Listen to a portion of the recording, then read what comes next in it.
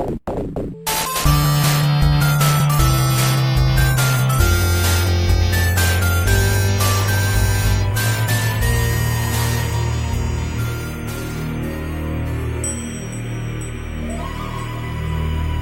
father gave this to me in Changsha, with a warning.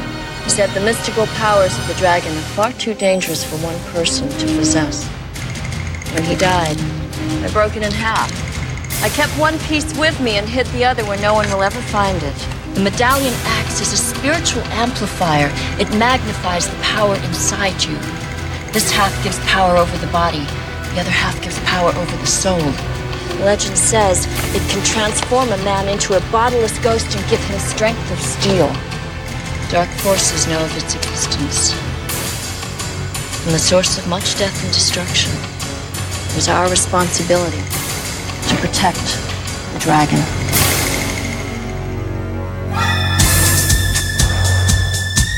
Welcome to Now Playing Podcast review of Double Dragon. This is the legend of the Double Dragon. Part of Now Playing's video game movie review series. It's a bad career mode, boys. A very bad career mode. Hosted by Arnie. Always a tough guy, huh? Justin. 7 years ago, the quake was a trumpet's blow heralding my arrival. And Stuart. These guys are gnarly. This podcast may contain detailed plot spoilers and mild language. Oh, shoot. Said it. Listener discretion is advised. Don't you think it's time you told us about the dragon? Today we're discussing Double Dragon, starring Robert Patrick, Mark Dacascos, Scott Wolf, and Alyssa Milano. Is this our first Alyssa Milano film on Now Playing? I believe it is.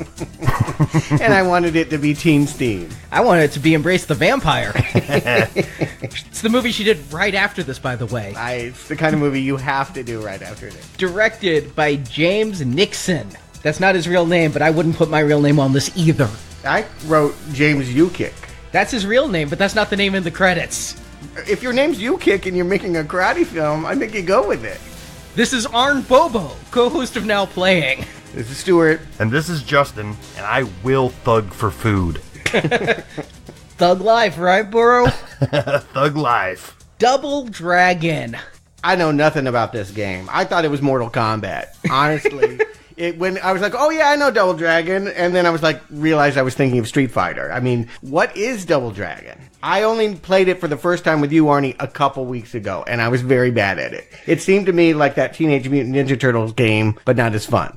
Oh, so you weren't even aware of it back when it was popular. I knew the name Double Dragon and that people were playing it on a console I didn't own, but nah, I never played this. Oh, Double Dragon, I played it so much. I did not know. I've done some research into the game series. I didn't know there was an arcade version. I didn't know what happened to it after the 8-bit days. But what I did know is I had Double Dragon 2, and Double Dragon 3 for the Nintendo Entertainment System, and I beat all three. I loved these games. They were challenging. They were fun. You were one of the Dragon Brothers, and you had to fight punk chicks with purple hair carrying whips, and beefy guys with chains, and giant mutants all against this Shadow Clan. But it actually started as an arcade game back in '87, and people loved the arcade game. It was incredibly popular. I downloaded an emulator. I also found out something interesting. It was incredibly buggy. It was actually more graphically difficult than the hardware of the arcade could handle. And so even the stand-up ones had horrible slowdown problems. But it's a beat-em-up game. You're literally going from the left side of the screen to the right side of the screen, punching and kicking your way through. But what made Double Dragon unique for me is that it had an interactive environment. You'd walk into an area and there'd be barrels, and you can walk over to the barrel, pick it up, and throw it at somebody. You're fighting a chick with a whip, you kick her, she drops the whip, you pick up that whip and start whipping her now. You know, and that's something that nowadays you take for granted. But back then, that's a big deal. Yeah, I'd had pickups before, but never pickups that I'd taken off of somebody. You know, Contra, you'd shoot things and guns would come from the sky, but I really enjoyed these games. Now, these were a little bit more story-based than Mario, sort of, in that you're in Metro City, not New Angeles, but Metro City, and the Shadow Ninjas have taken your girlfriend Marion. You play Billy, and you have to go rescue your girlfriend from this evil ninja guy. That's about as deep as it gets, but it got more complex. On the second one, they actually killed Marion. Then you had to go avenge her death. But if you beat the game on warrior level, as a gift from the gods, she would be resurrected. In the third one, she was the crime boss because she'd been brainwashed or something. So they kind of had this evolution of story. Yeah, it sounds like they were adapting the Death Wish series. Yeah, pretty much. I mean, Marion has a rough life. I will say that. I remember I hadn't beaten 2 when I got 3, and I'm like, wait, Marion's the bad guy? But she's dead. And it's a little bit different. The big thing about the arcade game is Double Dragon. You got your name because 2 people could play at the same time. I grab a joystick, Justin grabs a joystick, and now you got both brothers, Jimmy and Billy, fighting together. When they ported it to Nintendo, you couldn't do that. So they actually turned Jimmy into the final boss. So you got there and you found out your brother had turned evil and you had to fight him and you were Billy. So it's a little bit of a different story there, but a lot of fun. When we played, what we actually played, Stuart, was Double Dragon 2. And I couldn't figure out for the life of me why they'd put Double Dragon 2 on the Nintendo Classic, you know, the one they just came out with 2 years ago, and not Double Dragon 1. I'm like, why wouldn't you put 1? It's because 1's not really all that much fun. It's a single player thing, whereas 2's the one where you have a lot more moves. You can do spinning, jump kicks. That's the other thing, is you level up and you get better moves as you go. So it's just a fun martial arts game, and I wasn't into martial arts games that much, but any game where I could grab an enemy by the hair and knee them in the face until they're dead, I liked that. But I can see where Stuart's confusion comes in, because the first one, the arcade one, you're not really pulling kung fu martial art moves. You're really, I mean, sure, you can kick pretty high, but you're not, doing roundhouse kicks and flying halfway across the screen. And so, yeah, this is more of a street fight than Double Dragoning. Here's the thing, is I went back. I have what they call a Raspberry Pi Retro Pi. Sounds delicious. If you don't know what it is, Google it. I'm not going to give you step-by-step instructions, but I have every Double Dragon game ever made, including the arcade, the Nintendo, the Atari Jaguar. I mean, I have all of them. In fact, I didn't even know until I plugged this in. They ported Double Dragon to the Atari 2600. I didn't even know they were still making Atari 2600 games in 1989. Wow. Yeah, that doesn't compute. I played it. It is abysmal. I couldn't even get past the first guy. It was terrible. But I replayed Double Dragon 1, 2, and 3 on the Nintendo. I beat Double Dragon on the arcade game. There's a secret with arcade games. If you're willing to spend unlimited money, there's none of them you can't beat. Usually they just want your money. So it was actually a pretty short game. But then I went into an unknown territory. With the Super Nintendo came out, they did Super Double Dragon. They did that for every damn Nintendo game. There is any Nintendo game you want. The S's is the longest category for the Super Nintendo games, because there was Super Ghosts and Ghouls. They had to do Super Mario World because Mario was already Super, but Double Dragon 4 was the last one by the main company, and it was the last story-based Double Dragon. They then did Double Dragon 5, The Shadow Falls, and it was all of a sudden a new company did it. It was 1994. What happened in between the years? Street Fighter 2 came out and everybody wanted to play Street Fighter 2 or Mortal Kombat. So then they turned it into that kind of game. There was no story. You were just playing as Abobo or Jimmy or Billy and fighting each other. It was really lame. All right, basically, the difference between the game that we're covering today and the fighting games that we're going to cover in the future is those future games are all fighting. It's like an arena, whereas this one is a story about 2 guys trying to find a chick who may be a bad guy in the end. Yeah, Mortal Kombat, Street Fighter, it's like a boxing match. It's one-on-one. Right. 2 must enter, 1 must leave, Yeah, right. Okay, you're right. And that is one thing I noticed while playing the game is you can go into buildings. There did seem to be different levels, and you were going somewhere. I wasn't sure exactly to what effect because I didn't last that long, frankly. But not my kind of game, but okay, I get the distinction. I will say there is a second game mode where you could just fight brother versus brother, and you had the moves. It was kind of like a kindergarten version of Street Fighter that we're going to discuss, but that was really just a secondary play mode. The main thing was fighting together against all those enemies. There were a couple Double Dragon games I just couldn't play because they were too new for the Raspberry Pi, but too old for me. Like, I didn't want to break out my Xbox 360 to play them. But there was an Xbox 360 game. It is backwards compatible on the Xbox One. This thing's so fun, I'm still going to be playing it after this review. It's called Double Dragon Neon. It costs $10. It's a complete remake of the first one, but with vivid colors, up-to-date graphics, better moves, and it's now parody. Like, the chicks with the whips are now actual dominatrixes, and when you punch them, they're like, it's absolutely hysterical. Okay.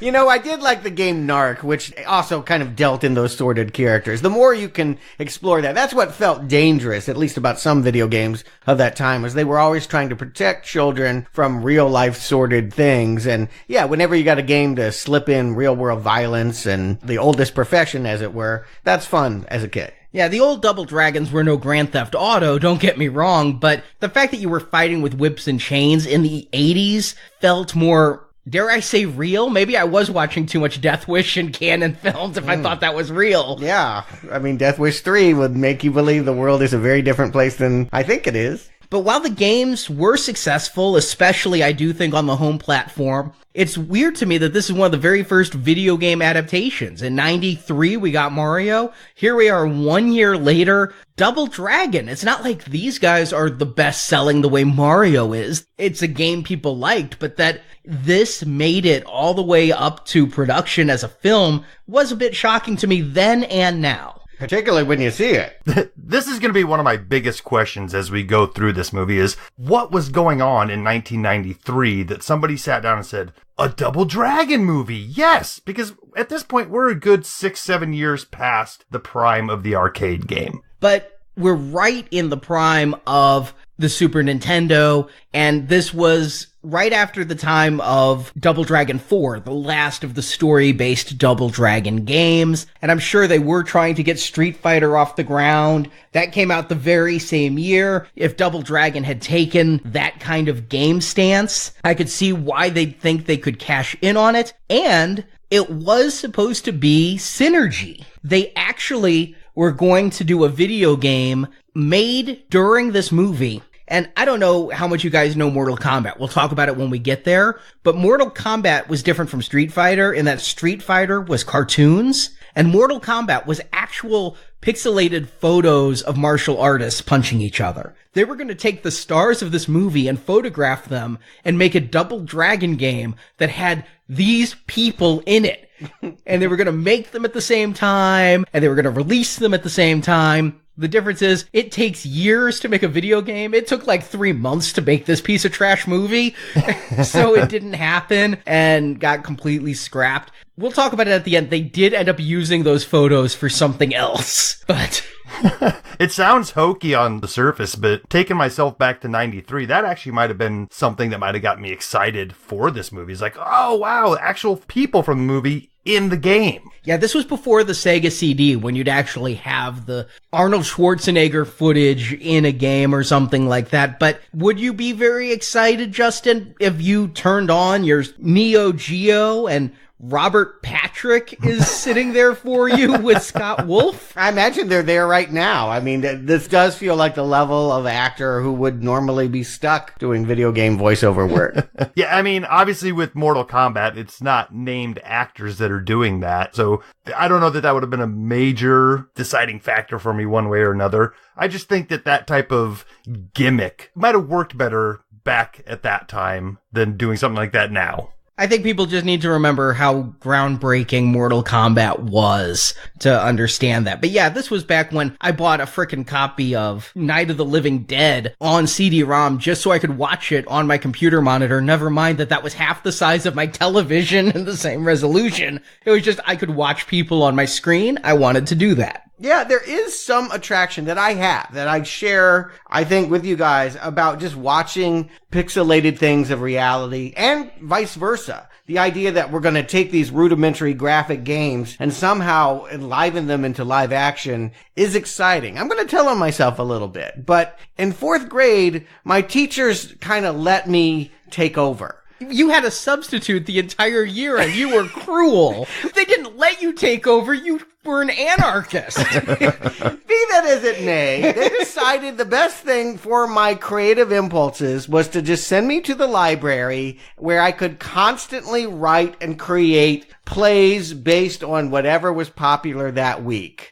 If you saw the movie Rushmore, it's a little bit like his Scarface show. I mean, and I would do this. I mean, it was like, okay, Cubert, this week, everyone stack the chairs, we're going to hop around. That actually got us ended. Like, someone ended up with a sprained ankle. That was the end of my playwriting career. But there is an attraction I've always had and continue to have with people trying to dramatize things that probably have no business being turned into moving pictures. But like we talked about last week with Mario, I think that's more the case with Mario than here. Here you have a pretty rudimentary story. I mean, as I said, video games existed to rip off movies in many cases. If you look at the games that came out even as far back as the 80s, they'd look at what's popular and be like, okay, we're going to make a cheap version of it. You mentioned it in the Mario review.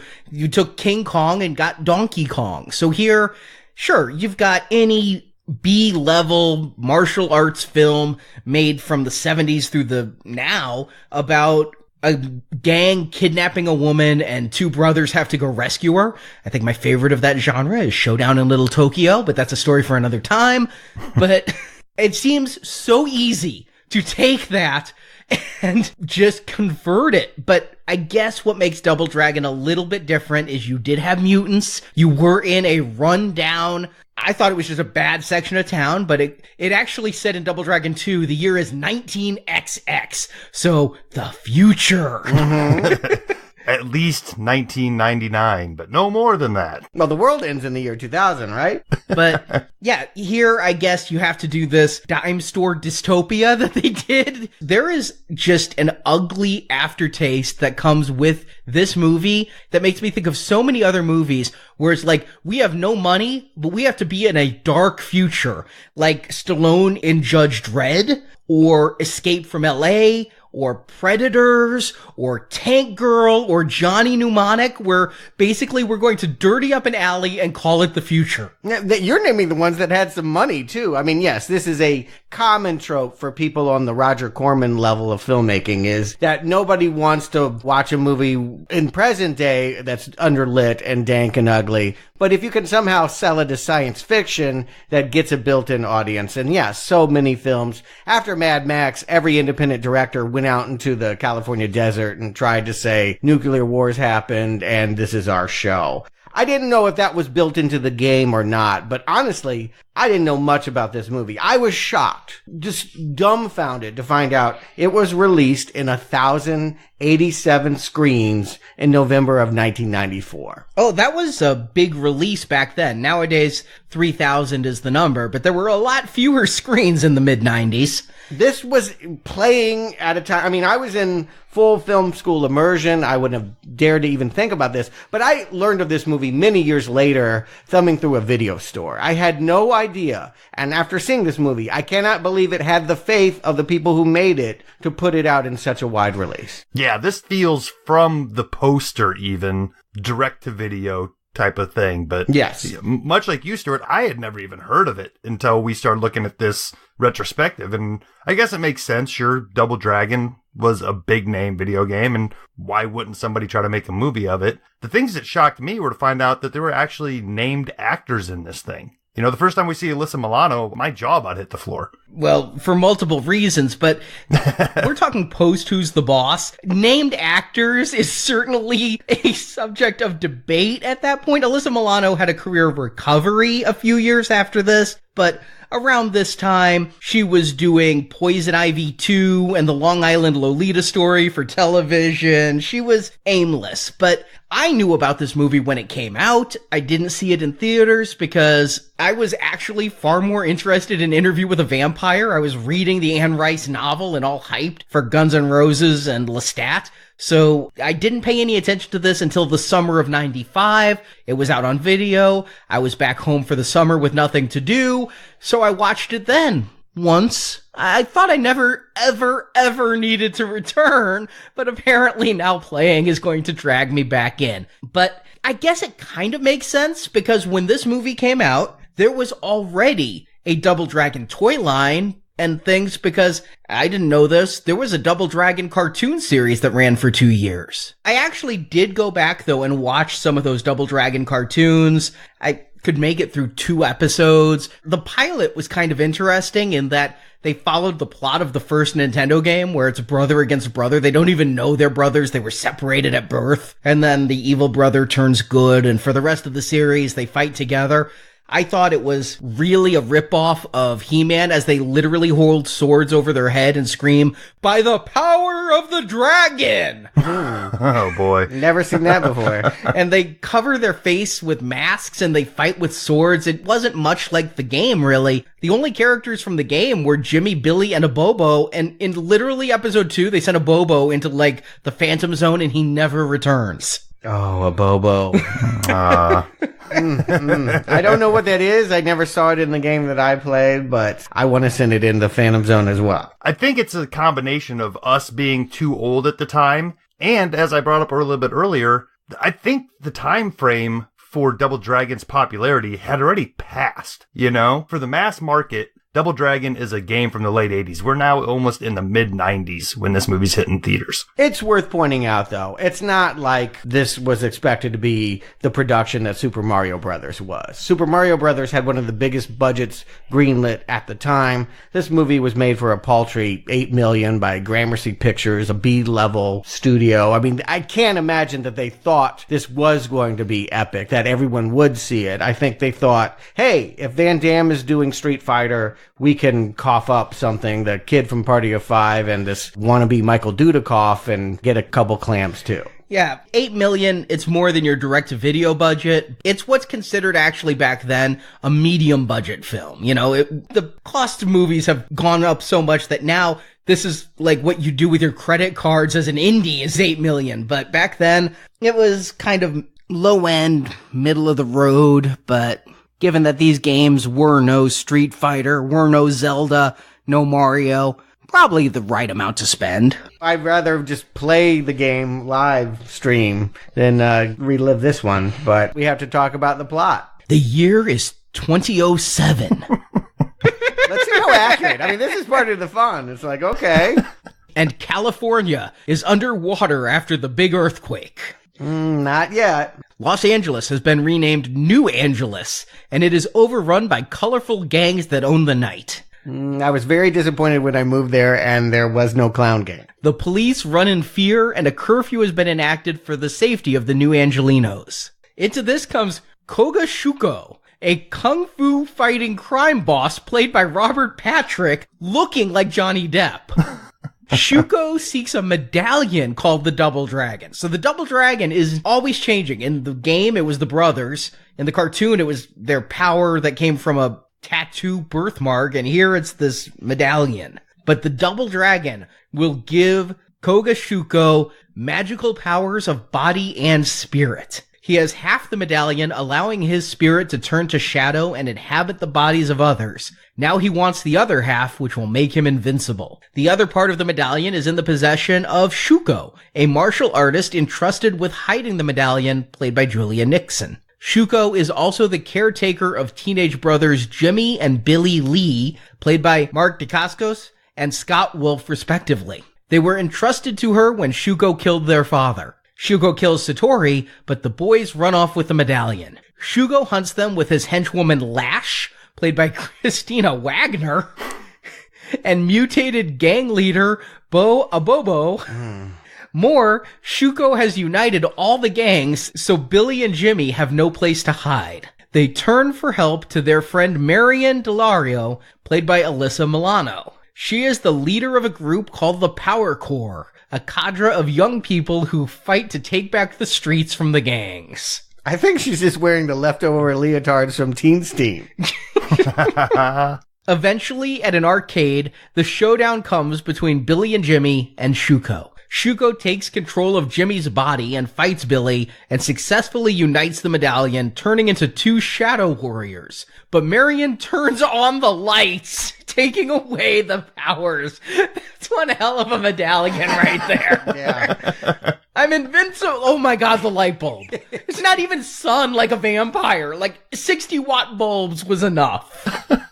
Jimmy and Billy each take a half of the medallion, giving them special powers and sequined outfits. And Shuko gets arrested, empowering the cops to launch a campaign to take back the night as credits roll. I know I'm in trouble right from the bat. This opening narration about thousands of years ago in ancient China, the city of Shangsa, and a good king, and all of this, I'm like, I played it 3 times. I'm writing it down. I'm like, can you slow down? Can I get a Star Wars, like, scrawl or something here so I can ingest whatever you're babbling? I think the only reason they're doing this is because we're looking at liquid metal. And of course, the first actor we're going to see is Robert Patrick, most famous for being the T-1000 liquid metal Terminator that looked so cool it had so much money only a few years ago. I mean, what a plummet that he is here in this picture just 3 years after T2. Robert Patrick's career really did take a hard turn after T2.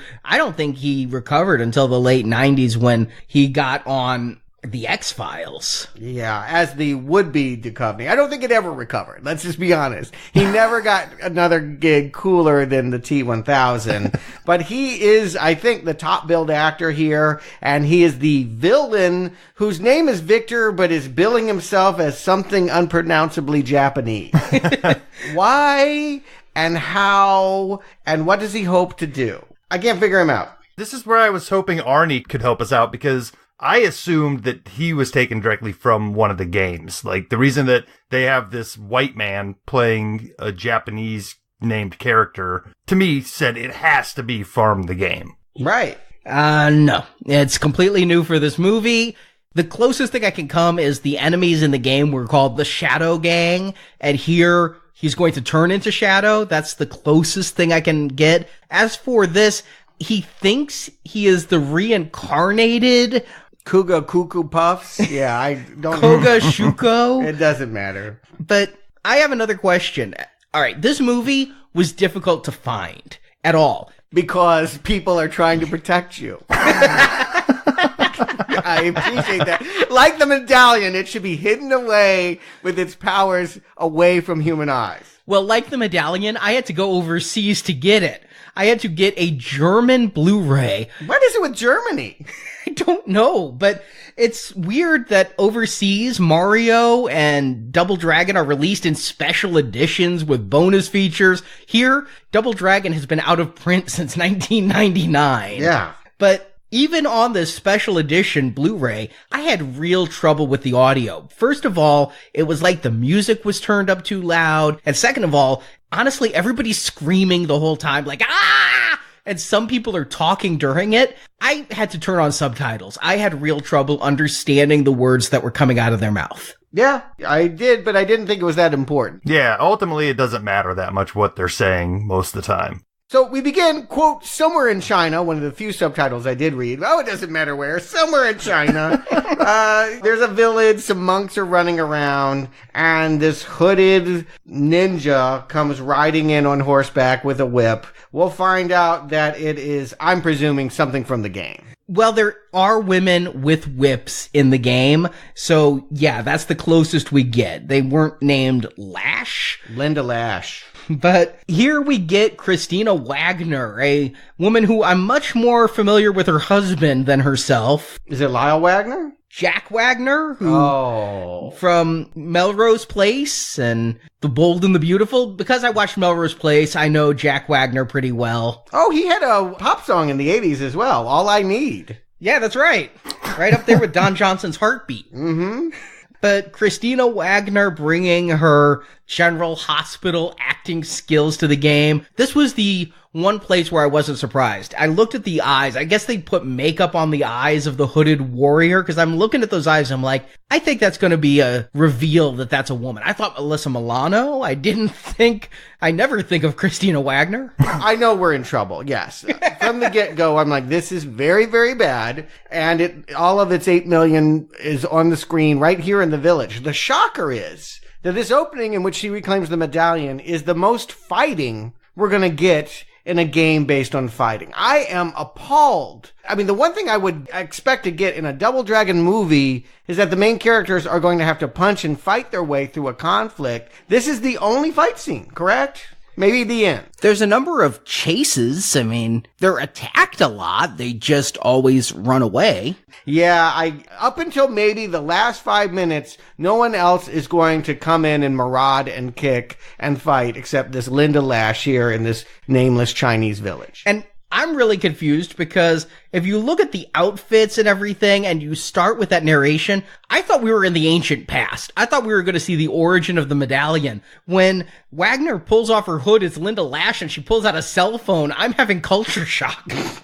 Yeah. The opening, you're right, is very mystical and giving us some history. And next thing you know, she's standing back in the office in New Angeles. And it's one of many whiplash-inducing moments in this movie. But Stuart, you're forgetting that as we meet our heroes, they're engaged in a Karate Kid style tournament. Yes, we know that there are two parts of the medallion. Robert Patrick is very angry that Linda Lash only found half of it. That's because the caretaker of that medallion was smart enough to split it in two, and the other half is with, yes, the guy I mostly know for being confused with Tom Cruise. He looks just like Tom Cruise. He might even act like Tom Cruise, but he sure didn't get hits like Tom Cruise. You talking about Scott Wolf? Yeah. The one whose name I couldn't remember. I kept telling Marjorie, I'm watching this movie with Scott Foley. Yeah. Another 90s TV actor. I just call him the Party of Five guy. That's what I did too, but I thought it was Scott Foley. This guy, I watched half an episode of Party of Five, literally. I thought it was a new 90210. It was just a whole bunch of people crying over their parents. I'm like, pass. But I don't know this guy from, I think, anything. I literally think this is the only thing I've ever seen of his. Oh, yeah, he was going to be a big deal. They were grooming him to be something in the 90s. Party of Five is probably what he's known for. I didn't watch TV in the 90s. I saw him in a movie called White Squall, which was a very bad ripoff of Dead Poets Society that Ridley Scott made. Very epic sailing footage, really bad story. And he was the star. Yeah, in the late 90s, there was a pretty decent indie-ish type of movie called Go that he... Oh, we saw that together, Stuart, and we both forgot he was in it. That's right. He was in that as well. It was an ensemble, Pulp Fiction-ish kind of thing. Very much so. Yeah, but good callback, Justin. I forgot all about that one. That was a good movie. Yes. He might have even been good in it. I can't remember him in it. I'll say this right now. It's his best work ever, because it ain't Double Dragon. Yeah, so once we meet them and we see them fighting, here's what I know. Mark Dacascos, I think of as being bottom feeder, direct-to-video action star. Like, he's in Kickboxer 5. He was in the TV series of The Crow. When you can't get Michael Dudikoff and Brian Bosworth, they called him. You know, he was in those 90s action movies that always ran late night in Cinemax. He's a martial artist. That's what he's here to do. He can fight, he can kick, and you kind of can see that here in this opening match. Yeah, I, first of all, don't see these two as brothers. No. I mean, maybe interracial parents. Half brothers. As for Mark Dacascos, first of all, I think his name sounds like Costco, so I do think he was the discount as martial artist. But also, we get him here on his way up to what I think his biggest film would be, The Island of Dr. Moreau. Oh, that's not kind. But I actually know this guy best from watching Talk Soup on E! Because his career ended up being the Iron Chef on the Food Network. The guy who's like, tonight's secret ingredient is mushrooms. Tonight's secret ingredient is clams. Oh boy. He hadn't done a whole lot here. This may have been what he considered a star-making role for him. But yes, he's obviously hired because he can do the moves, which is really weird why you have Scott Wolf. Is maybe Scott Wolf is supposed to be the sexy one because in the game, Billy got Marion, not Jimmy. So maybe you needed one who would be the romantic lead for Alyssa Milano, and then you needed one who would fight. But they spend most of the movie running, not fighting. So Dacascos' martial arts skills are wasted, and I don't think Scott Wolf has any skills. Correct. Yeah, he can't fight. I don't think that there's a punch he throws that his stunt double doesn't do for him. And this whole quote-unquote fight ends very quickly because he decides to give a guy a noogie when he should be fighting him. But it quickly devolves. Like, I don't know after this opening whether they're good fighters or bad fighters and need to learn something. I don't know what the journey of this movie is supposed to be for them. You mentioned that in some iterations of the cartoon and the game, they fought each other. I wondered if it wasn't going to be brother against brother because Billy does ruin it for Jimmy, and Jimmy seems kind of mad that they're not going home with the trophy. And add to that, as far as character development goes, you're right. This scene sets it up as if Billy's going to be the funny one, Jimmy's going to be the more stoic one that is down to earth. But that doesn't go anywhere the rest of this movie. It's not a thread that either one of them follow and keep in character as. You know, Jimmy's going to try to be funny, Billy's going to try to be serious later. This whole scene does nothing but show that they are into karate. I don't know if they're good at it. I thought it was supposed to show Billy's a hothead and Jimmy's a rational one. I thought we were supposed to get those character traits, but that they're both good fighters because even though they lose the tournament because they're disqualified, they then kick the asses of the people who did win. But that doesn't make me like them. That makes them sore losers, right? When they're like kicking the genuine winners into the judges' table and it's starting a riot, I'm thinking that, yeah, the hothead one has a lot to learn about character. And there's absolutely nothing in this movie that's going to teach him to learn patience and that to not kick enemies is a good thing. No, yeah, they're going to go home in their dragon wagon. It's a station wagon that, I mean, the joke writes itself. Guess what? It runs on garbage. They just keep feeding it garbage and going along. And that just feels like this whole movie. But yes, it is after hours curfew. Everyone needs to be indoors like it's purge night because the police just concede we can't protect New Los Angeles. We're going to let gangs run the city. There's a truce. The agreement is we'll let the cops out during the day, but at night you better be hiding in the precinct because this city is ours. Well, how do we learn all this information about needing to be off the streets because of a curfew? It's not done with our characters who are in the car racing home because they need to get inside. We get these interstitial news cuts. This movie so wants to be RoboCop. I know. It's just aching to be RoboCop. And it thinks the way to satirize the news like Paul Verhoeven is to have your weather delivered by Andy Dick and your news by Vanna White and George Hamilton. And honestly, given the current state of newscasters with Matt Lauer and that football player on ABC, I'd rather have George Hamilton. Yeah, let's just talk about James Yukik, or whatever he's calling himself. I'm surprised it's not Alan Smithy by the end of this, but he is a director of many major music videos. David Bowie's Modern Love, every video Phil Collins and Genesis ever made, Hall & Oates, Kenny G, Gloria Estefan, New Kids, Debbie Gibson, even a weird Michael Jackson video called Liberian Girl. I saw that video.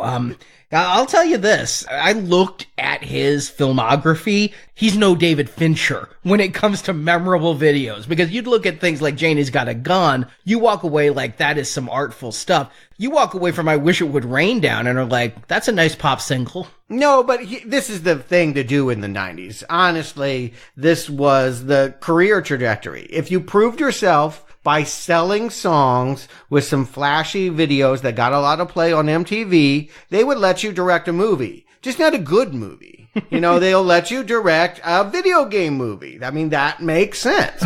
And that helps fill in a little bit of what I'm asking as I'm watching this movie is, why does it feel like this movie has an attention span of 5-minute spurts?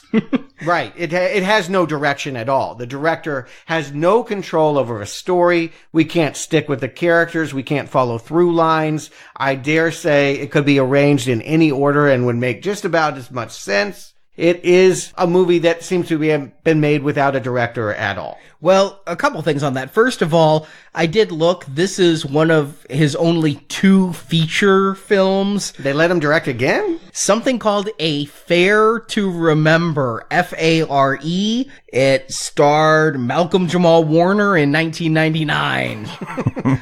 The only thing I can tell you is it was not direct-to-video. Sounds like something Hallmark is itching to play. But the year after this, he was right back doing music stuff. The very next year, he'd do Farm Aid. But finally, I think this explains to me why on the German DVD, they were pimping this movie's soundtrack. The movie is out of print. The soundtrack is readily available. Yeah. And if you listen, there is a lot of pop music in this movie that comes and goes. We got some Coolio and... You can't get any of the people, like all the A-list people he made videos for did not. He has the woman who did Gypsy Woman, la-da-dee-da-dee-da. Her second single is on here. The Farm. I had that album. It was terrible. Oh, The Farm. A lot of fake industrial and early 90s Manchester sounding English pop. I listened to the entire soundtrack. It streams free for Prime members, and it reminded me what a pit the post-grunge 90s were for music. It reminded me of nothing so much as like that 90210 soundtrack that came out with those like R&B ballads on it. Stevie B, Dream About You, and... Yes, we think of the early 90s being specifically about grunge, but all music genres were being serviced, and if you were paying attention to any of them, you probably know some of the artists that were on this soundtrack. They are second string, third string players in the early 90s sound. Yeah, the only one who I knew by name was Coolio, and his song on here was not very good. Yeah, it wasn't the Coolio song that you know. And if you're hiring this guy because he makes music videos, you want good music. You want to have the music synced up with good action. But as we get into our first chase, one of many, where we see the boys in their dragon wagon trying to pick up what they think is a woman underneath the hood of a car, and then being tricked by the one of 5 gangs that are running this town, the Mohawk gang, it does play like a good music video. I know it doesn't play as good cinema. That's not my expectation. But I don't even think that this would have played on MTV. The gang is not even as good as from Michael Jackson's Bad a decade earlier. No. But here's where I can at least follow the idea of what this is trying to do at this point. This does feel at least a little bit like a video game. The game it's based on is not a racing game, but there's plenty of games in the arcade at this time where there's steering wheels and you can run down streets or whatnot. So I'm going to give them a little bit of credit for at least trying to bring a video game element into this movie, which so far has been just a mishmash of different styles and tones so far. The Dragon Wagon is equipped with some turbo boosts directly out of a video game. And when they get to the part where Bo Abobo actually gets them trapped in the alley, they have a little heads-up display right out of the game telling you who your next opponent's going to be. There they go. They actually try to create CGI graphics. You know, they throw a map on the guy's windshield and he has to rely on a camera that turns the street pixelated. Again, that's fun. But this movie's ugly, and I wouldn't want to play that game if that were a game. Sure, and like Stuart pointed out, they don't fight here, though. They set it up for a fight. We see who their opponent's going to be in his stats, and they run away. Yeah, and Bo Abobo, I remembered him. I'm like, I think that's the bald mutant creature that's really top heavy from the game. And I looked it up and it was. I'm like, so they just went big muscular Mohawk guy. That's an interesting down to earth choice. Then I see where they go with him. Oh, naive Arnie in the first 20 minutes of the movie. I did not remember much about this. All I remembered was really Pain from 1995. The other thing is I had one of those, I know that guy, hanging out with Bo Abobo. I recognize this guy too. He played not Anthony Michael Hall in the TV version of Weird Science. Yes, he's credited as smart-ass Mohawk. He's the one who later gets poked in the eye. John Asher. I just had this big, I know that guy. Where do I know that guy from? And so I had to pause the movie, look it up, be like, okay, yeah, he's fake Gary, and then go back to this movie. He does have a very memorable smart-ass smile. Even under that really, really fake-looking bald cap. Yes. Well, this sets me up for a movie that I would be okay with. I mean, I love the Warriors, and I'm all fine for doing a discount version of that. If that's what they're here to do. There were a lot of them at this time. I mean, Judgment Night was out this time, Trespass. All better movies than Double Dragon. There were several people trying to recreate the magic of that 79 Walter Hill classic. This movie would be a whole lot better if it were just them trying to get home, curfew is down, and neighborhood after neighborhood they have to fight different street gangs. But yeah, this Mohawk gang just kind of goes away after they wreck their truck, and the only other quote-unquote gang we see is the Power Corps. Well, I got the Warriors vibe later on where there's like a clown gang and a mailman gang. Yeah, well, if the movie had been we got to get home, curfew's down, and neighborhood by neighborhood, this would be a remake of the Warriors, but we don't see those gangs in this thing. Everyone's so frightened of Alyssa Milano's pixie cut dye job that they go screaming away. And who can blame them? I kept writing in my notes, I forgot they were the Power Corps. I wrote Power Pack, which is a really lame team of Marvel superheroes. Yeah, they all are like spattered in paint, and I guess the point is they're bringing light to dark Los Angeles. When no cop will dare to be on the street, they're going to try and implement some kind of vigilante justice. Except they don't really do anything. So now the movie doesn't want to be RoboCop. It wants to be RoboCop 3, where we're dealing with the homeless gang under the streets. RoboCop 3 would be a high bar to hit for them. Yeah, it's just amazing to me at this point that Stuart has already written a better synopsis for this movie by them just taking the idea of what the Warriors was, and obviously they're not afraid to plagiarize. They have plagiarized every other movie that has come before this up to this point, so why not just take that script and adapt it to your story and background here? If the medallion thing isn't from the game, I don't know why we have to spend so much time with them trying to figure out where it came from. We don't see flashbacks about how it broke apart or even what it does. We're told one's part body and one's soul. I don't know what that means. But yeah, we spend way too long on medallions when I think the fun of this movie, if there's any at all, it's running through post-apocalyptic Los Angeles and meeting strange, colorful people. So if it's not enough at this point that we've met enough characters and enough gangs, Alyssa Milano can't just be the leader of the Power Corps. We also have to get her home life story too. She ends up being the daughter of the police chief, who has this truce with the gangs to not police the streets after night. How very Batgirl of her. Yeah. I did really get a Batgirl vibe off of her with the commissioner and all that. She's put on that wig, and I'm like, oh yeah, this is 66 Batman. Well, sure, and she's sneaking out. Her father doesn't know that she is the leader of the Power Corps. It's an unnecessary subplot to a movie that already has too much going on visually with characters that aren't going anywhere at this point anyway. How old is Alyssa Milano? I mean, again, I associate with her being a big star to me in the late 80s as being part of Who's the Boss. You didn't miss it on Tuesdays. And then, yeah, she did her exercise video Teen Steam, and I have no idea what she did after that. Oh, you're completely forgetting her TV movie Crash Course? That was Tina Yothers. It was also her. Oh my God. We Be Driving. Oh, I couldn't forget that. She didn't have the more memorable part, I guess. I rewatched that. Wow. But she was 22 when this movie was filmed. Okay. So she would still have a lot of cachet with our generation and maybe people slightly older at this time. Is she supposed to be bringing in tweens and little kids? Is this a kid film, or is she going all grown up and we're now entering a more sophisticated action movie realm? You have asked the question, I don't know. I came in here like, if this is a children's film, if this is really aimed at 7-year-olds, then I am judging it way too harshly. Right. And I need to really dull my senses and amp up my sugar intake and try to view it from that level of, if I'm a spastic kid who just ate Frosted Flakes with my Golden Grams, could I keep up with this movie? But there's too many butt shots of her for me to really think this is aimed at 7-year-olds. But we've seen enough kids' movies where they ogle the women to please dad. I mean, I actually think that's something you have to do when you make a kid's film. Sure, but yeah, they are really sexualizing specifically her ass in this movie for whatever reason. I could tell you the reason.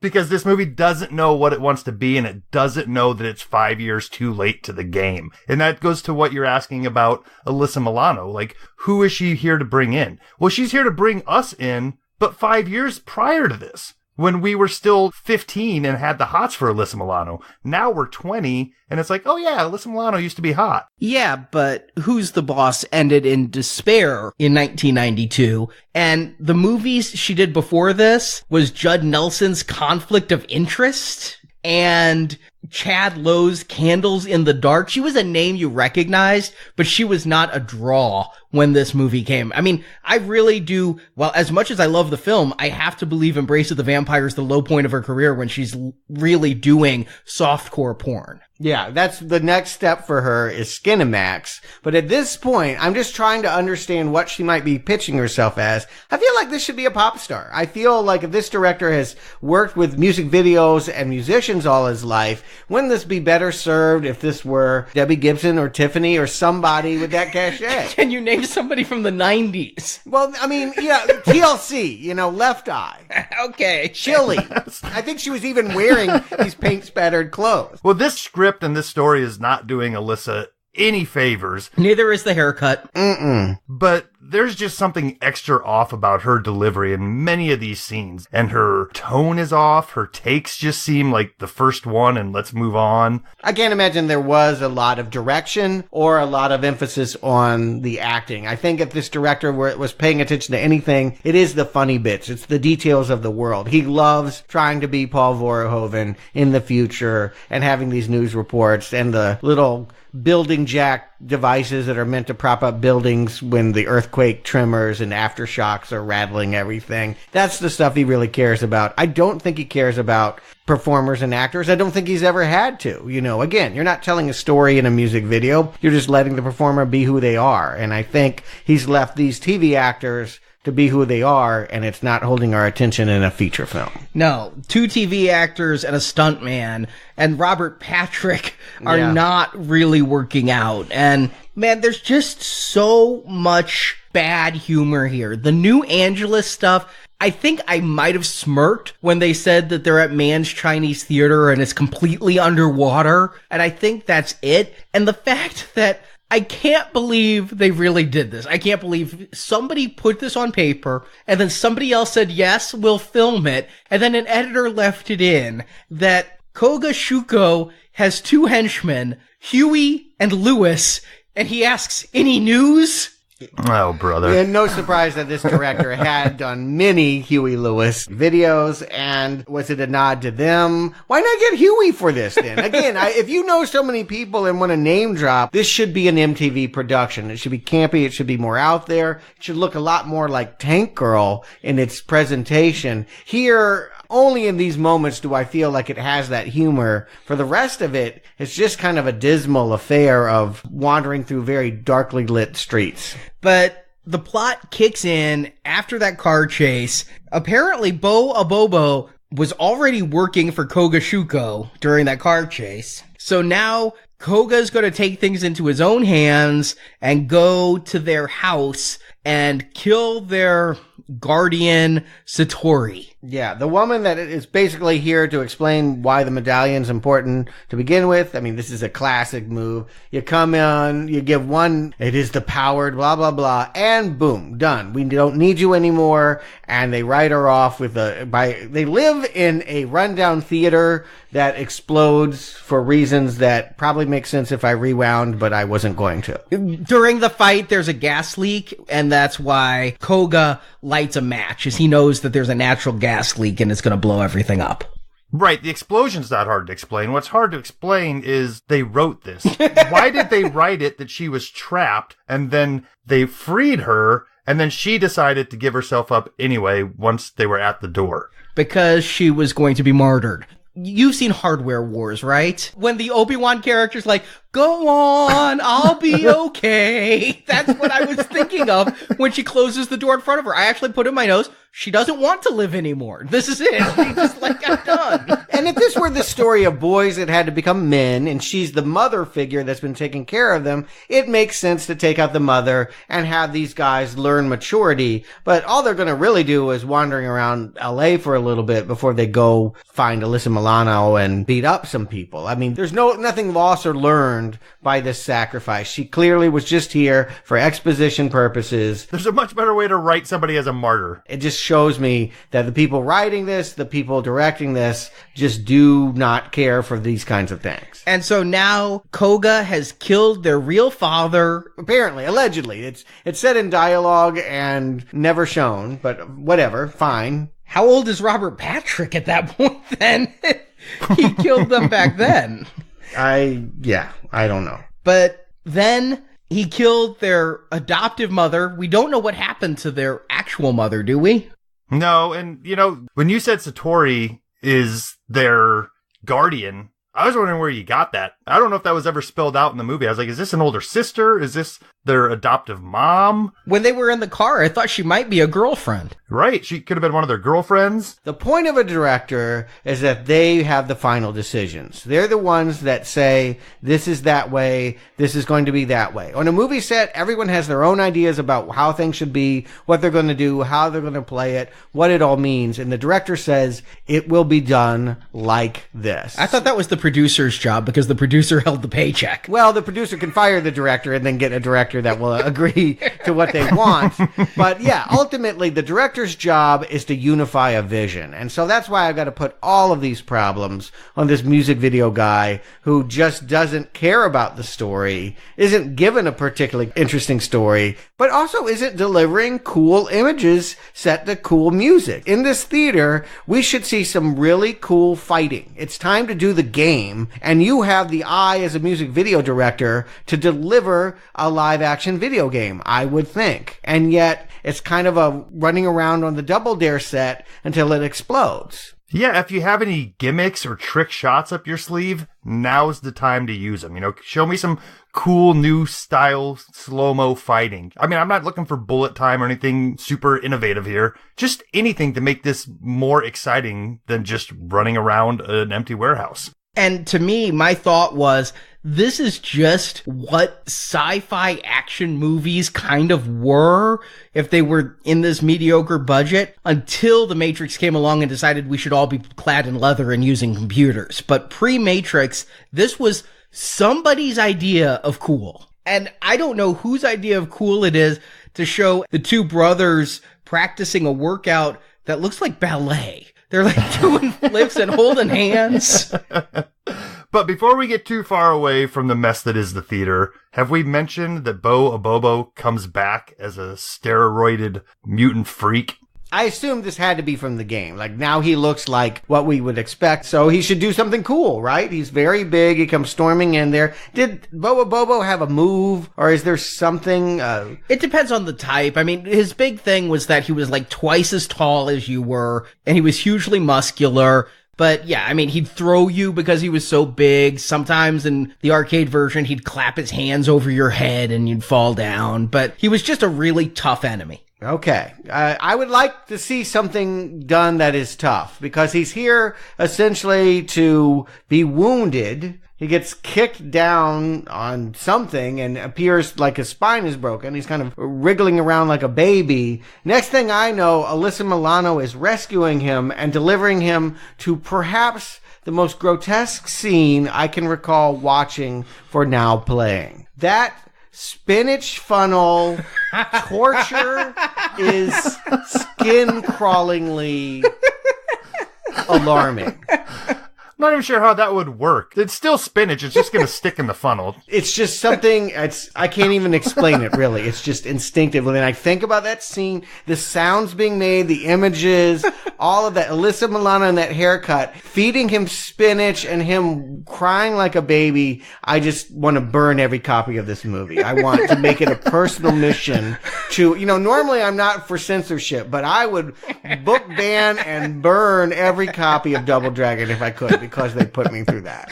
And you'll have a hard time finding any copies. I had to scramble to get one to review. It's the Germans that are got a warehouse full of it somewhere. But that scene, I was confused by that too. That was some form of torture to get information from him. But now he has the intellect of a baby, so it's like this movie's version of Sloth from Goonies. But now you're seeing Sloth be tortured by having spinach shoved down his throat. And I'm like, why spinach? Does she think he's muscular like Popeye? I don't get this. Or, yeah, somebody said, what's something that kids think is gross? Spinach! All right, we won't think about this any further. Spinach is gross. Let's use it. Yeah, is this for kids because, spinach is gross? Or is this some kind of John Waters egg baby kind of, twist on, how to make you feel unsettled and unnerved by the implication? I don't know what to say other than I want to run screaming. Hives are popping up all over me thinking about how awful and ugly this world is. And again, the middle of the movie is directionless. They are going to kind of wander around and find out that basically Coco Cuckoo Puffs has paid off all of the gangs, all 5 gangs. There's a clown gang, a nerd gang, a maniac gang, the Mohawk gang, and the Postmen. So all of those people are now unified with one express purpose. They have to get these 2 brothers and the medallion to Coco Cuckoo Puffs. Hey, I was just happy because we have another weird science connection in the movie is Michael Berryman. As he's the one who's, can you dig it? Only you get the guy from The Hills Have Eyes. Yeah, he was always popping up in the 80s because he had such a bizarre, you always know this guy's super tall, bald head, strange, look that could either play for comedy or he could look like a killer, depending on how you wanted to use it. And here, I guess he's kind of holding court in Thunderdome until we see Robert Patrick put on the medallion and we see his power now. He can pop out of his body and be an animated silhouette, a shadow, if you were, and then kind of, I don't know if it's more convenient to choke you as a shadow. Maybe you don't see it's coming, but he just kind of chokes him. Yeah, a power that he won't use again anywhere else. Because there's lights. It just, oh, man. And I'm not saying every movie's going to have the budget for special effects, but these guys basically just found the emboss button in their Photoshop software, and that was their special effect here. It was so bad looking. I have to wonder if Robert Patrick, he knew that he wasn't making a great movie, but, after coming off T2, he was like, wow, those guys in post-production really made this look great. Yeah. When he sat down to watch this the first time, his heart had to sink into his chest. Yeah, he went from Die Hard 2 to Terminator 2 to Double Dragon. I mean, he did have a stop and Fire in the Sky, but as far as action movies go, I do think this was the start of the end for him. Yeah, it would be the end for, I would think, anyone. It may be the end of me. It's just someone that watches movies. Okay, so at this point, I'm not invested in the journey of these brothers because I don't know that they're on a journey. They're not. I don't know what they're doing, where they're heading. So I guess at this point, let's look at Kogo Shuko and his motivation. He has a clear motivation. He has half a medallion. He wants the other half so he can rule the city. Fine. Is there a dropped plot point here, or did I miss something in exposition about him owning all these corporations or being the corporation of Shuko? Because I've seen a few things through the movie. There was a box of Rice Krispies that was front and center in a scene where it was Shuko Krispies, and there was a toxic waste pipe that had Shuko Industries on it. Is that ever brought up in any meaningful way in this movie? In the 90s, anything corporate, it's just easy to make them the villain. It helps sell the idea that Robert Patrick is a bad guy because he is the head of a major international corporation that automatically reads as evil. I'm not sure that if he got 2 medallions that things could get worse. Honestly, let him rule this. I mean, how could it be worse? It reminds me of in DC Comics when Lex Luthor became president. I mean, if this guy's offering millions of dollars to the police and he's going to create peace, let him. Yeah, I actually think it's an improvement. It's the rare case where I'm just like, yeah, I think the villain should win. There's no reason to fight him. No, if he can keep the gangs and deputize the gangs, fire the police, it's orderly now. Is there much difference between protection money and taxes? I don't think so. No, not really. But again, this is not a director that has thought very deeply about his satire. I can't imagine what was in it for him other than the being able to say, I'm now credited as a feature film director. But I don't see an eye for flash visuals. I don't see him bringing cool music. That's what I said. Even his music videos weren't that great. I mean, I do think that the Power Corp is supposed to be some kind of representation of teenage cool at the time. It's rave culture. It's what we would see in Hackers and Train Spotting and, all of that club kid life is sort of what this is supposed to be. I mean, once the boys finally get back to their realm, I think that we're supposed to want to be a part of that. It reminded me of the Foot Gang from Teenage Mutant Ninja Turtles 1, where you just had a whole bunch of kids with stolen televisions and things. And I'm sorry, but they just felt too commercialized with their graffiti camouflage jackets or something. It's like there was something about them that was surreal. And I was actually preferring the gangs where I felt like I had grounding. I know what these gangs are. I've seen the Warriors. I get what they're trying to do. This underground youth movement, I'm honestly at a loss as to what this is representing. If they're supposed to be the rebels, the closest equivalency I can come to is like the anti-war college kids of the 60s against Vietnam. They look far too well kept. I think the movie is telling us that this is for this demographic. When you see the boys being faced off against 10-year-old boys in splatter jackets, it's, 10-year-olds are supposed to want to see this movie. To which case, by the time I'm realizing that, I'm thinking, wow, there's a lot of choices that you could have made that would have set us up for that and would have made this movie more fun for the 10-year-old, honestly. Yeah, and more specifically for that demographic that's not necessarily into that counter street culture, but that part of the culture that has already been subjugated by like Benetton and put on sale at the mall. Right. Is basically what we're looking at here. Yeah, and I watched the trailers for this movie. Thanks, German Blu-ray. And it's not marketed like a kid's movie. This is not marketed like Richie Rich from around the same time or the Flintstones. Super Mario Brothers. Well, Mario Brothers wasn't exactly marketed like a kid's movie either. That had a skanky feel just from the trailer. I know. I really want to just burn my skin in the hottest shower possible after these weeks of watching movies. They can't all be like that, right? I mean, I'm not going to get scabies by the end of this. Well, just be sure to eat plenty of spinach to keep it away. Oh, God. You had to just bring that up. Oh, God. And you thought it wouldn't get worse than Marvel TV movies. Ay, ay.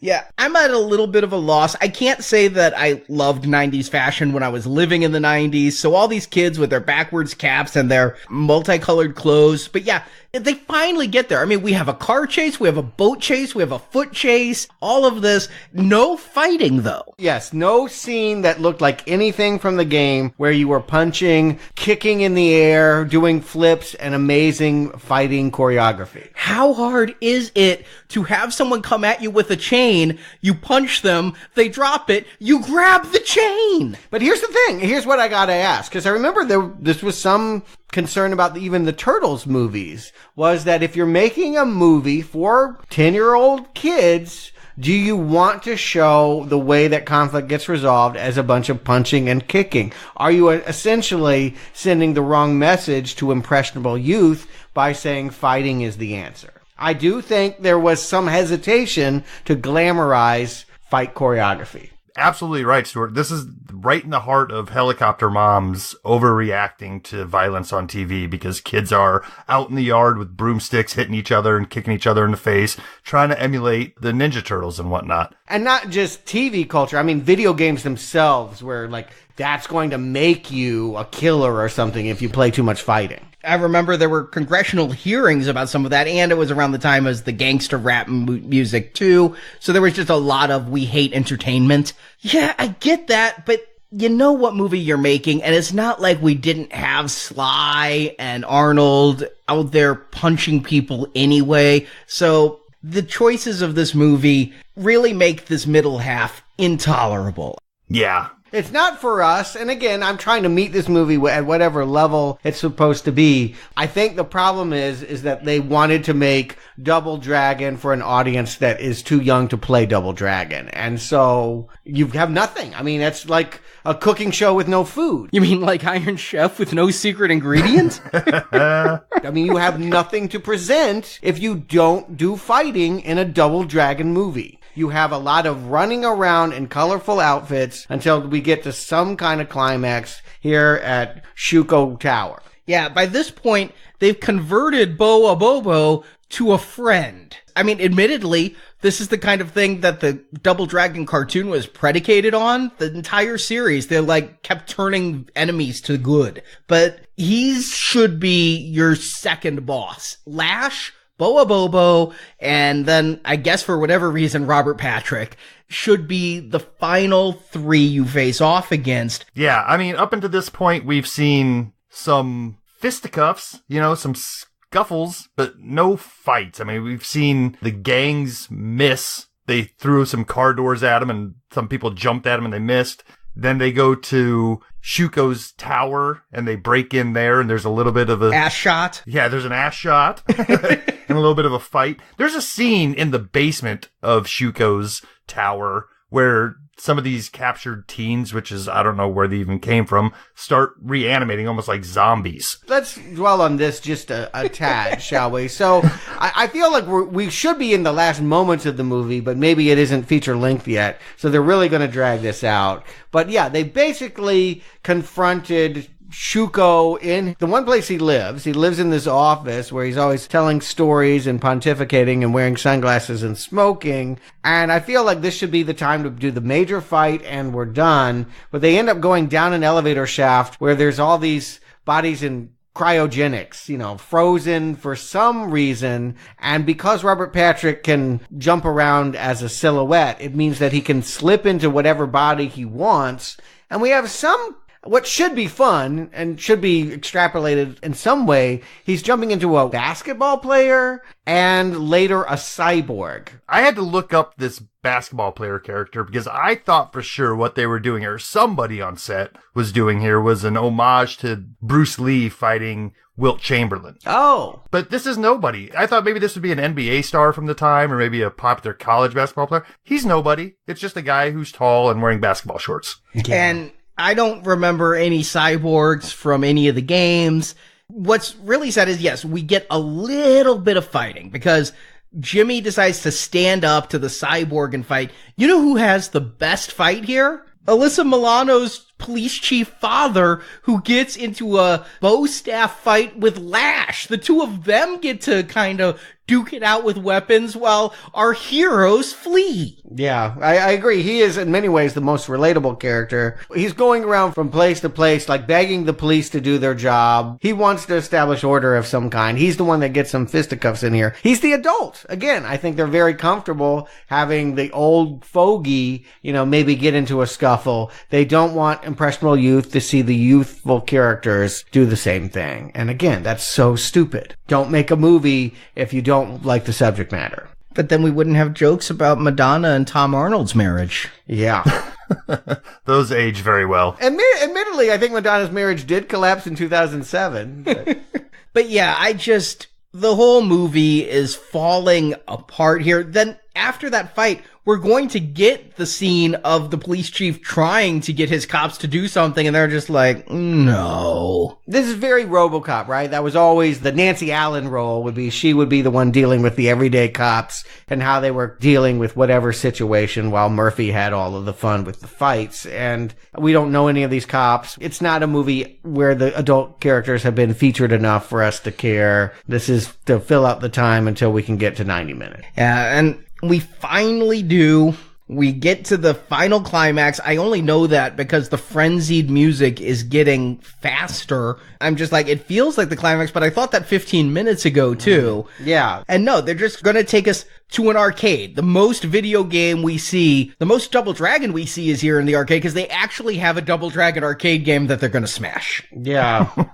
The medallion finally comes together. You know, that's what we've been waiting for. What does it do? What's it going to make Robert Patrick do? I assume he's going to turn into a giant creature, right? Like if a Bobo is going to be big, he's going to be even bigger. I thought, honestly, if one is soul and the other is body, if soul allows him to astrally project and possess people, then I thought the body one would just make him invulnerable. Like, you couldn't move him. He'd be just like the Juggernaut from Marvel Comics. You kick him, you punch him, he's just gonna stand there. You can never kill him. And that's the only thing he could want, right? He's already rich. So I think the only thing he wants is immortality at this point. So that's what I would think that would give. Yeah, but it really, what it does is it means for Scott Wolf's character, Billy, it means he gets a fight in with his brother. We hinted that that had been a storyline in video games and cartoons. And I think this was smart. They probably should have even done this a little earlier or set it up a little better. But yeah, why not have these brothers, after preferably fighting all of these other people,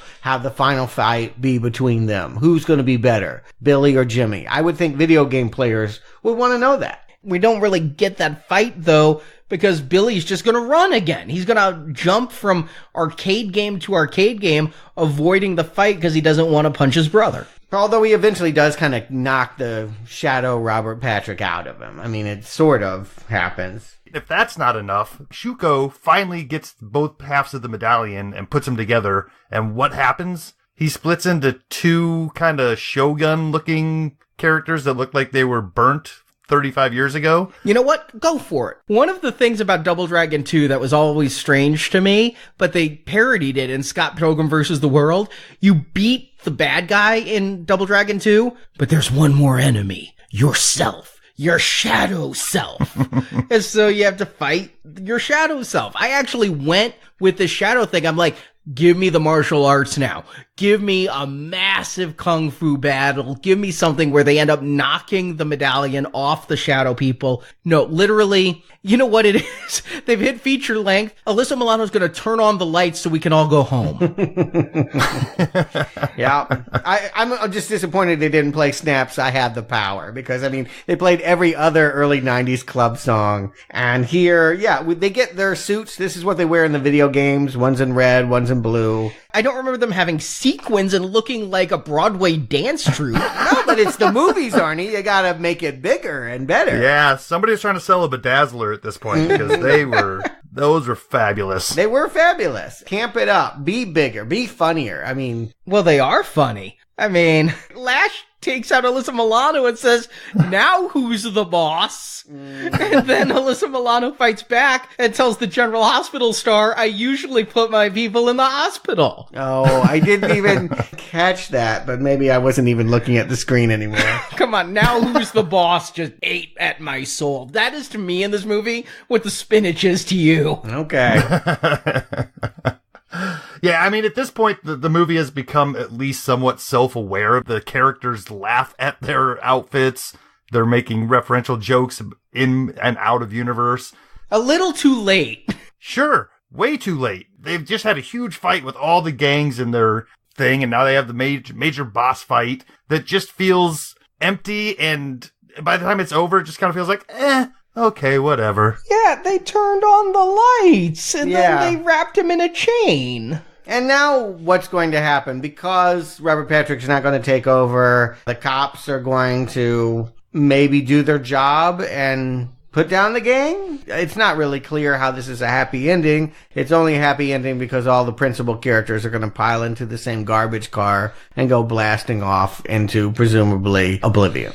I felt like they left stuff for the sequel, though, didn't you? Like, Billy and Marion, they almost kiss at one point in the movie, but it's never really consummated, and there's the romantic tension, and then there's the two brothers who feel like they're fighting over Marion's affection a little bit, but she obviously prefers Billy. The gang still own the streets. I really felt like they had left this open for a part 2. Oh, yeah, with the Bobo at the wheel. Is that where this franchise was planning on going? I'll take the spinach. So, as the movie said, there's really no decision to be made here. But Justin Stewart, do you recommend Double Dragon? Justin. I'll give my absolute red arrow as much effort as the guys who made this movie put into making the movie. And I'm almost half tempted to sit here and read a list of better movies that you can spend your time watching that this movie tried to rip off from. If you want this type of action, go see Mutant Ninja Turtles, go see RoboCop. It's all there. There's nothing here for me at this age. There's nothing here for me if I was 8 years old. There's nothing here for me if I was 15 years old. We've talked about it. None of us can figure out who this movie is made for. I don't think they knew who it was made for. There must be somebody out there who has enough sense to make this movie hard to find, because it's just not even worth the 90 minutes that it takes to sit through. Stuart. Do I like this movie? Does anyone like this movie? I went to Rotten Tomatoes and I was furious to find out it had 8% recommend. Who are these people? I'm ready to brand them terrorists and go to war. Nobody likes this movie. It's impossible. It's physically impossible to like this movie. Now, could it have worked? Maybe if they had just gone with the Power Rangers approach. I mean, they didn't base this on a game. They looked at morphins and other things that were popular at the time and said, okay, let's do it that way. You still need wanton destruction. Maybe you can't do fist-to-fist blood, punch, and violence, but kids want to see things wrecked, crashed, smashed. Sets need to come toppling down. You want to watch larger-than-life creatures battling it out and bringing on big destruction. That's not here. I mean, that is a staple for kids' movie. Instead, we see a steroided-out Grotesque being shoveled spinach in his face. Again, the worst sensation I've had watching a movie, and I sat through Human Centipede 3. This is just gross, miscalculated, and the director deserved to be run out on a rail. Well, I can't beat that righteous indignation there, you know? I thought I might be able to, but no. I just think this is a bad movie. I mean, Double Dragon, no, just double drowsy. I wanted to go to sleep in the middle of this. There was nothing other than Now Playing that was compelling me to leave this on. I couldn't even understand half of what they're saying. They're on a boat and they're like, we can't get in the water's toxic. Then they get in the water and they're fine. I'm just pissed. Justin, you said you could list movies this film ripped off that were better. I kept thinking about really bad films from around the same time that are still better. My go-to was Surf Ninjas. Surf Ninjas is not a movie that should be seen by anyone, but it's better than this. I mean, I kept thinking it would be better if Ernie Reyes Jr., star of Surf Ninjas, was in here. I kept thinking it would be better if Rob Schneider, star of Surf Ninjas, is in here. Yeah, Tank Girl could come and piss on this thing and feel good about it. I mean, it's bad when my favorite characters are Vanna White and Andy Dick, and I hate Andy Dick. It's a strong not recommend. Yeah, you would be better off watching a play-by-play of the game. Honestly, all exaggeration aside, I'd rather have watched someone play the game and beat it than sit through this thing. Yeah, I would have rather beat it than watch this thing too. Is there anything here to make? I mean, I didn't leave with any strong impression that this ever needed to be a movie. Obviously, they would never make a sequel to this. It's horrible. It's awful. But reboot? You know, it's very trendy these days. Do we need to see Jimmy and Billy Lee doing something in a major motion picture in the future? I contend that this movie, I've been saying it throughout, was 6 years past its prime anyway. And I don't know that the name Double Dragon carries enough clout nowadays to even have a nostalgic reboot factor that would get enough people interested in going to check that out. I completely agree. The game series is dead. I mean, they came out with a couple of them, but it's really on life support. The company that made the Double Dragon games ended up getting sold, and the new company took away everything that was unique to Double Dragon and turned it into Street Fighter. And like I say, Double Dragon Neon came out, kind of a port of the original, and it's more fun than this movie by far. Wow. But it's not like this is a series that did very well, and it's telling that most of the games for Double Dragon were on systems I can't even dig out of my closet anymore because they're just so old. So no, I don't think there's anything here. But this movie does have one legacy. That video game they were going to do where they had pictures of Scott Wolf and everything, that never got made. Mercifully. But they did make a game that came out in 95. It was a Neo Geo exclusive, if you remember the Neo Geo. Yeah, I do. I thought about buying it. It was just called Double Dragon. It was a Street Fighter-esque game, and the characters did not look like the movie. They were very anime style. I was a little bit disappointed after what I'd read. I went in expecting to see short blonde-haired Marion, and looks like he's wearing a balloon under his outfit, a Bobo. Marion and a Bobo are there, but this was a Double Dragon game, timed to come out around the same time as the movie, and I kid you not, the truck with the teeth is in the background of one of your fighting scenes, and in another one there's a television that is showing stills from this movie. So you get to see the Billy and Jimmy from this movie on a television while you play a game. No. How very ecological. What good recycling. They're still putting garbage in the car. Very good on them. Okay.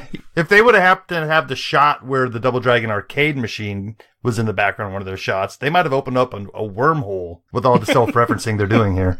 All right, so we're done with Double Dragon. Good. I mean, again, the only reason I can think of to even remake it is get some real martial arts stars. If you got people that actually can fight, then maybe you can just put them in this and they can show that off. But these guys couldn't fight. I'm ready for some punching. I'm ready for some street fighting. Yeah, because when I think great martial artists, I think of Kristen Kruk. Well, and Jean-Claude Van Damme. Raul Julia kicks ass. Kylie Minogue. We know secretly when she's not doing the locomotion, she's really punching it down. That's right. Our next 2 weeks, we're going to duke it out over Street Fighter and Street Fighter, The Legend of Chun-Li. But in between, I'm going to say there's an oasis of happiness for me. Thanks to one of our generous patrons, this Sunday, we're going to be reviewing something that actually seemed to time very well with Double Dragon. We're going to be doing Barry Gordy's The Last Dragon. No more dragons, goddammit. I'm done with dragons forever after this film. I'm seeing double. So we're never reviewing Dragonheart? I'd be okay with it. I am the last one. So we hope, patrons, you can join us Sunday as we go back to the 80s, sure enough. And if you enjoyed this podcast, or if you enjoy this series we do, please head to iTunes, leave us a 5-star review, put some writing in there. We do read the stuff that's put there. We greatly appreciate some kind comments. There's a link to our iTunes listing from our homepage. And finally, there's only one more day in our donation drive where we did the series of Phantasm, Hellraiser, Jeepers Creepers, and the extended series of Child's Play, plus just a day left to order our made-to-order 10th anniversary DVD ROM sets that has every podcast we have done 2013 through 2017. Or if you get the 5th anniversary set, get every podcast we've ever done, including the bonus Now Peaking DVD ROM set. Just one more day for those. You can find the details at nowplayingpodcast.com/donate. And thank you very much to those who support our show, either verbally or financially. So we'll be back next week with Street Fighter. And no, I'm not talking about Sonny Chiba's film. Until then, game over. Destiny has brought together the double dragons. Guard them, as I guarded you.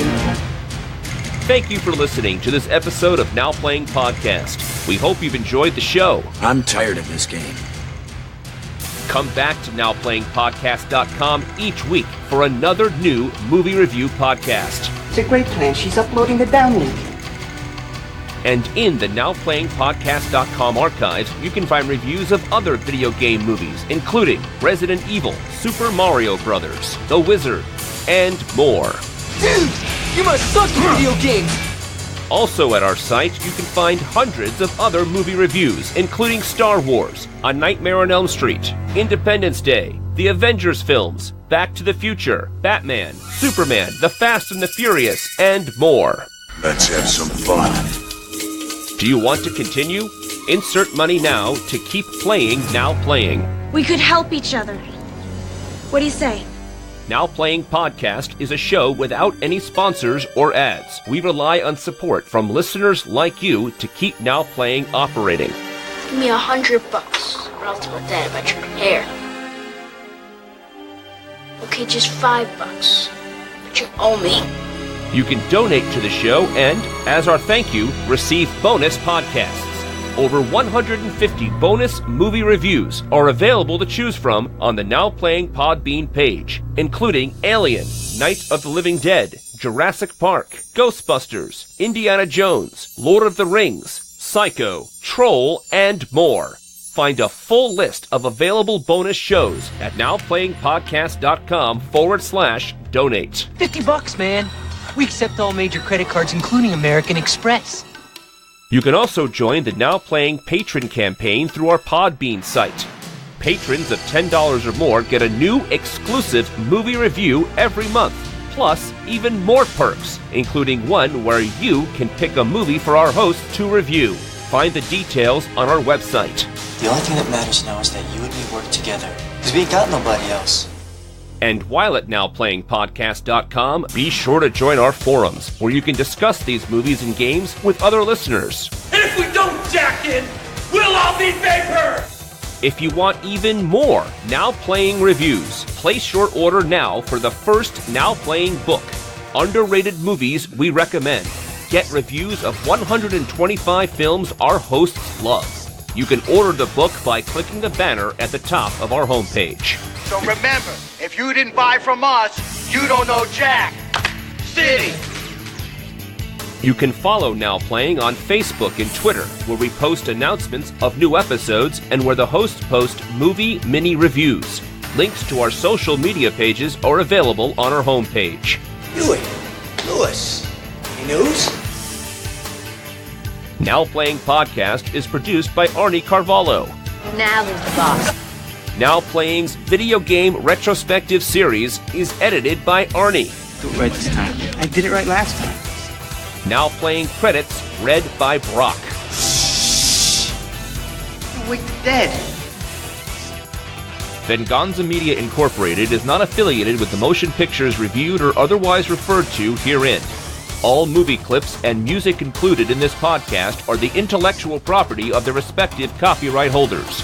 They are included here for the purpose of review and no infringement is intended. Do you hear that? Sirens.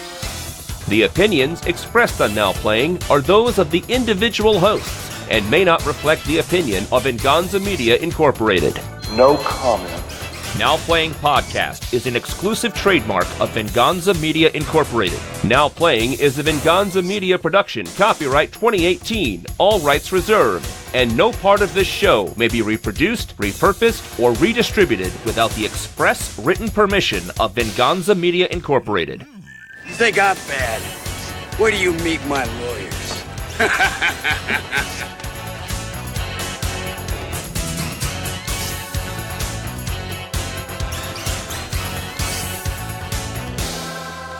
I'm out of here. That's a wrap.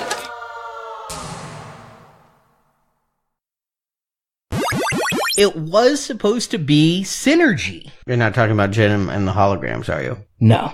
That's a crossover no one needs. It would be outrageous. Mark Dacascos, is that how you say it? We're going to struggle with this one all night. Just call him Jimmy Lee. No, right. Give some guy a wedgie instead, or what's that called? A nudgie? What do you call that when you grab someone and do the knuckles over their heads? A noogie, yeah. Which is really weird why you have Scott Foley. I guess maybe Scott Wolf. You can't get any of the people, like Debbie Gibson ain't throwing him a track. Michael Jackson, I mean, nobody that was A-list, I mean, I guess Debbie was out by 94, but yeah, I mean, I feel like the Power Corp is supposed to be some kind of representation of rave culture at the time, which would have just been building her haircut. Oh, you said rave culture? I thought you said rape culture. No.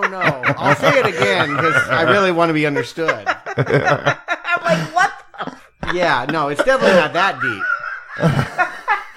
I mean, it's a bad haircut, but I don't know that. I mean, I did such a couple things. I know you looked alarmed. I was just like, yeah, you know, like hacker's hair. I'll let you recover. Yeah, this is what I wrote in film school. Papers about deconstruction of rape culture as seen through Double Dragon. Someone did write those papers. I avoided film theory classes, but you did end up having to write shit like that. I just was like, what the f***? Where did this come from? I know, you looked horrified.